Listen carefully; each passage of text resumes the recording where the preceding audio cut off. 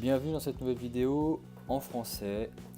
L'objectif c'est de vous montrer comment fonctionne le SSL Orchestrator, son objectif, et surtout aujourd'hui on va travailler avec Trend Micro, donc c'est un gros partenaire F5 parce que on a deux solutions qui se complètent plutôt bien. F5 sur vraiment le cœur du réseau, la sécurité vraiment interne au réseau et aussi la protection applicative, donc vraiment le back-end.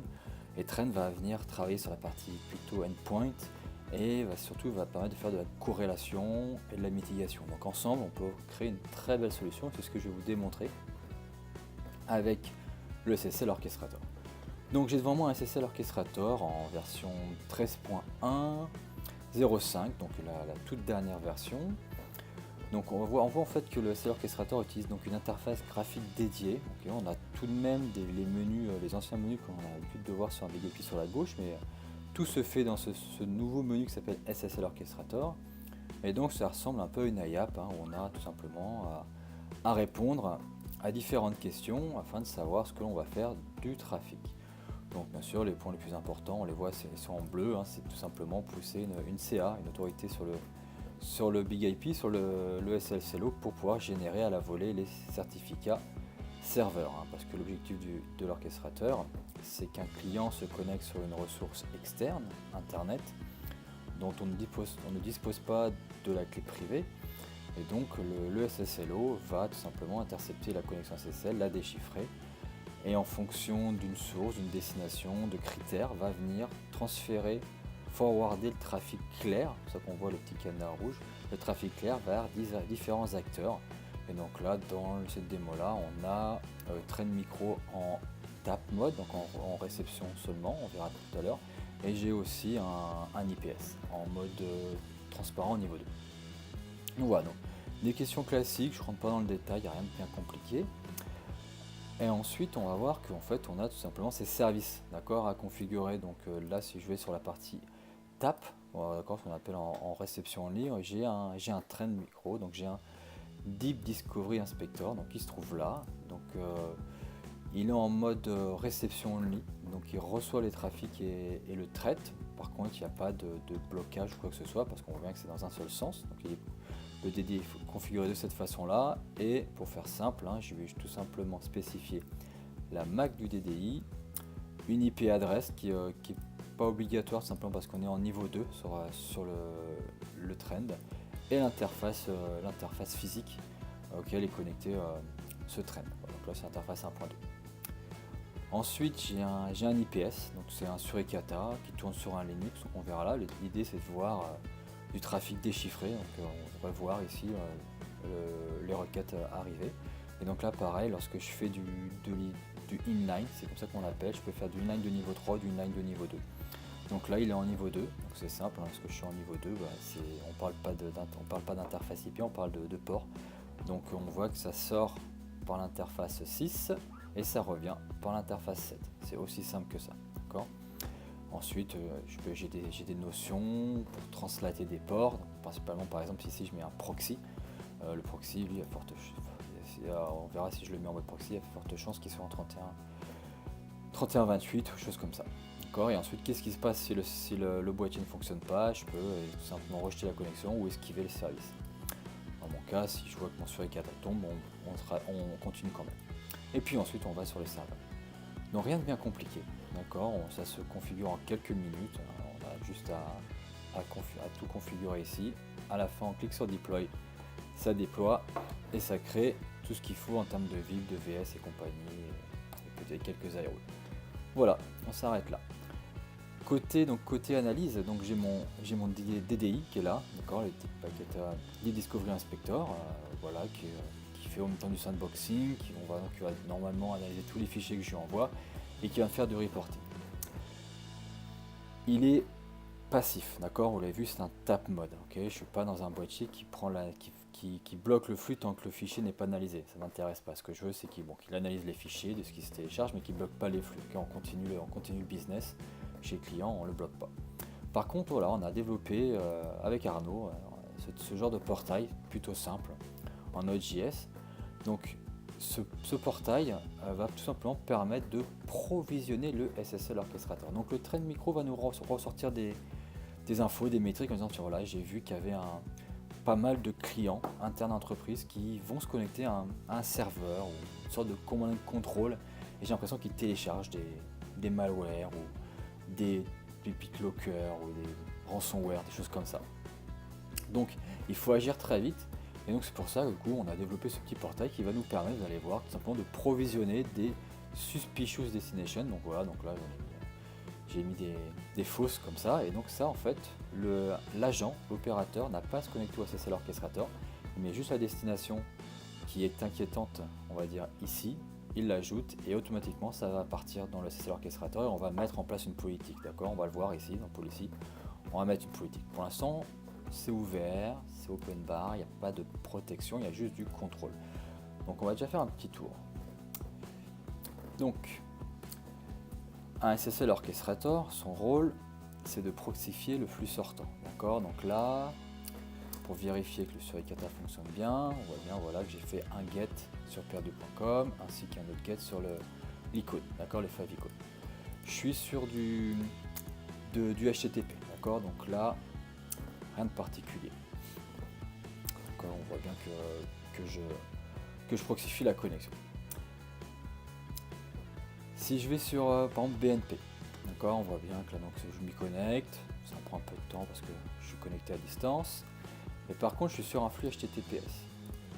Et là si je regarde un peu le certificat, je me rends compte que c'est bien issu, ça a bien été émis pour ma banque en ligne, ma banque BNP Paribas. Par contre l'émetteur c'est bien mon autorité, c'est un certificat interne à l'entreprise qui est trusté par ce poste, c'est un poste d'entreprise Windows 8. Donc c'est signé par le SSL Orchestrator. Et donc à partir de ce moment-là, le SSL Orchestrator fait le déchiffrement et envoie les flux déchiffrés sur le Suricata et bien sûr le Trend Micro.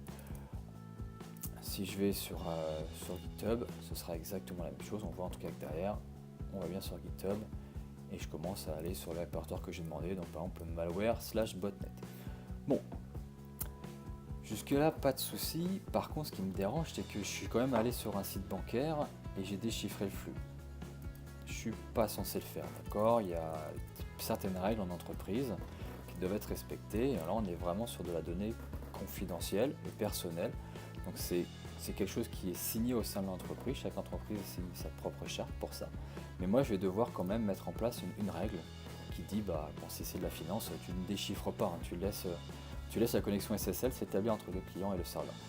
Donc là je vais dans la partie politique. Donc dans la partie politique c'est assez simple, j'ai deux sous-parties, une partie qu'on appelle service chain. Donc c'est tout simplement les groupes d'analyse que je souhaite faire. Donc par défaut il y en a un qui s'appelle All et le flux va passer dans l'ensemble des services, d'accord, sans exception, sans condition. Et ensuite je vais pouvoir créer mes propres groupes. Donc moi j'ai créé un qui s'appelle juste Trend Micro et un autre qui s'appellera juste IPS. On peut créer des groupes qui sont liés donc à des équipements de sécurité, mais ça peut être des groupes liés à des groupes d'utilisateurs, voilà, vous allez voir qu'il y a plein de conditions, et donc à vous d'imaginer vos propres groupes, votre propre use case. Moi j'ai créé ça, et ensuite la classification, les règles se trouvent là, d'accord. Donc je vais créer une règle qui va s'appeler bypass finance, d'accord. J'ai plusieurs phases, je ne rentre pas dans le détail, on fait une phase normale, c'est-à-dire soit HTTP, HTTPS, j'analyse. La source, c'est tout le monde, d'accord, pas d'exception en termes de subnet, pas d'exception en termes de réseau, toute l'entreprise va passer dans cette condition, et par contre la destination, vous voyez il y a plusieurs destinations, j'ai de la géologue, j'ai même de l'IP intelligence, du FQDN qu'on appelle name chez nous, ou de l'URL filtering. Et donc sur le SSL Orchestrator, j'ai tout simplement une souscription qui s'appelle URL Filtering, qui est disponible sur l'ensemble des boîtiers F5. Et donc là, en fait, ça me permet de récupérer l'ensemble des catégories WebSense. Vous savez, on a un contrat avec WebSense. Donc moi, c'est celui-ci qui m'intéresse. Financial Data. Et ensuite, l'action, ça va être, j'aurais pu dire juste aller vers Trend, juste aller sur iOS, mais non, moi je vais faire ça, un bypass. Ok. Fini.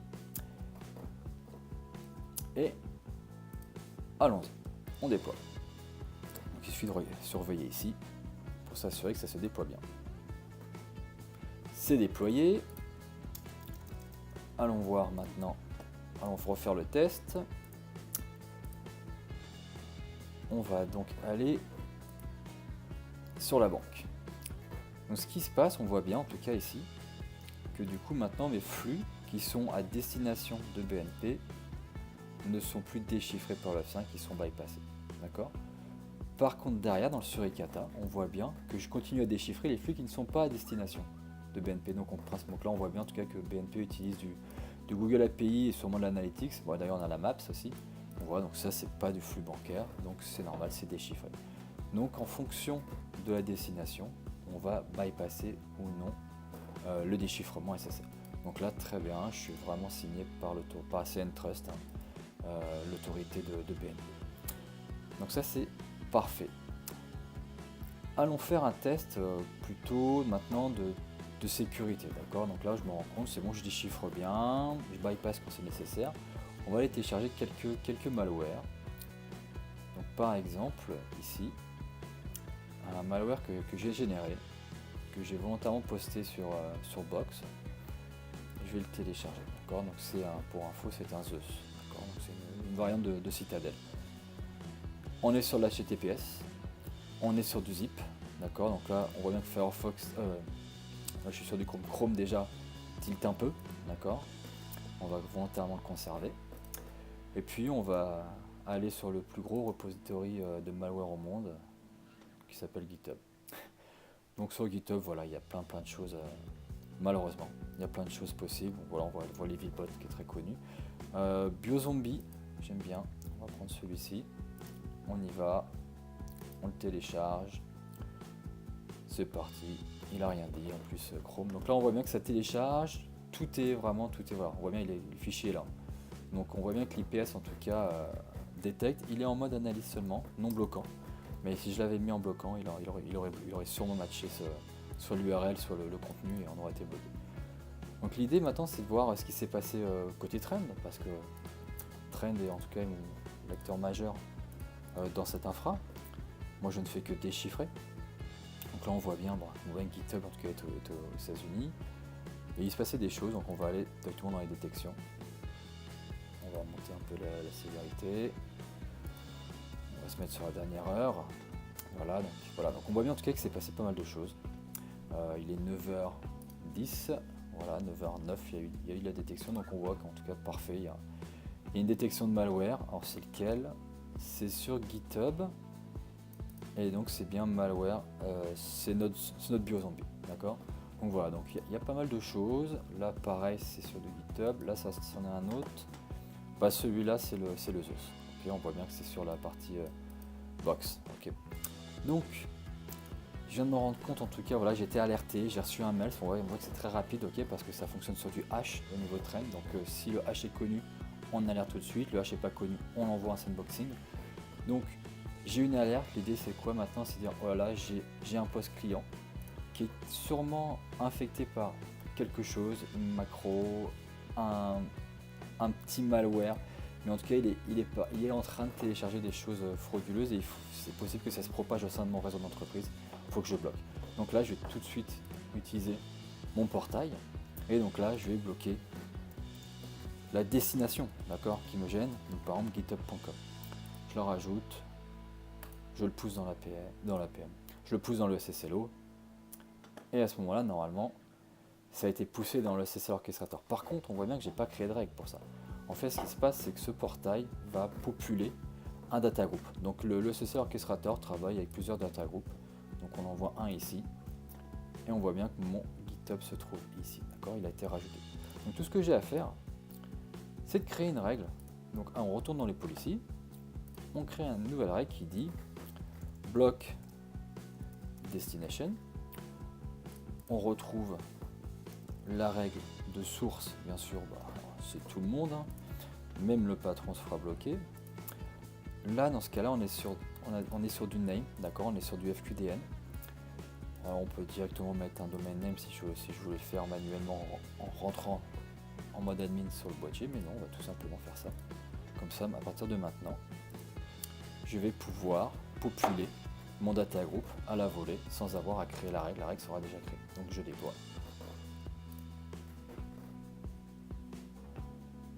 Donc, donc là on a bien créé la règle, par contre je me rends compte que j'ai pas choisi la bonne service chain, c'est un reject. Ok, donc je rejette,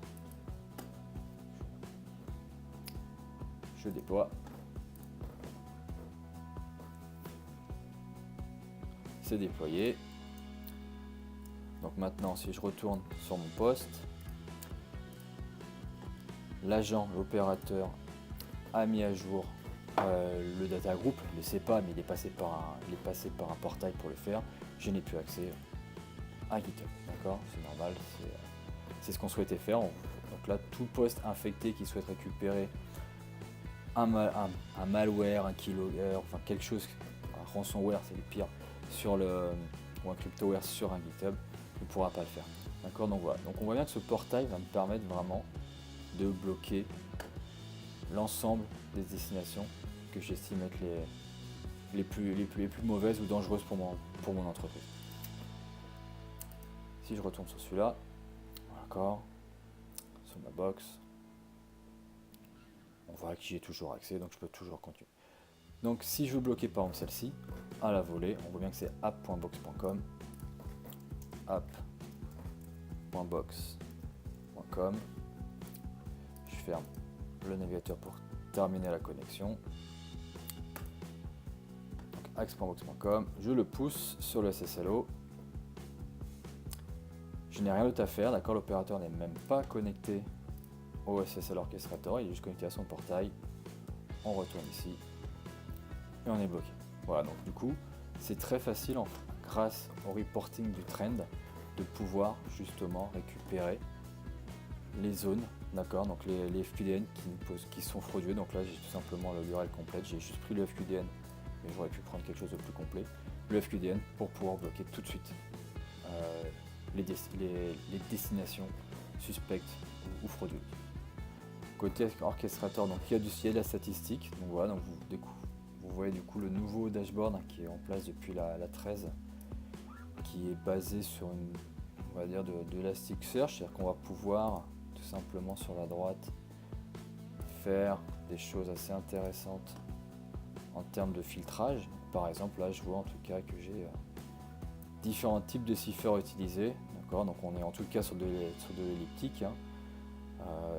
Un sur celui du CBC, sur du GCM, mais voilà, donc ensuite tout simplement en sélectionnant par exemple mon GCM, j'ai les courbes sur la gauche qui se mettent à jour automatiquement et j'ai les valeurs qui s'affichent dès que je me mets sur un point de mesure. Donc c'est vraiment puissant au niveau statistique, d'accord, c'est très très précis. Voilà pour cette vidéo et merci de l'avoir regardé.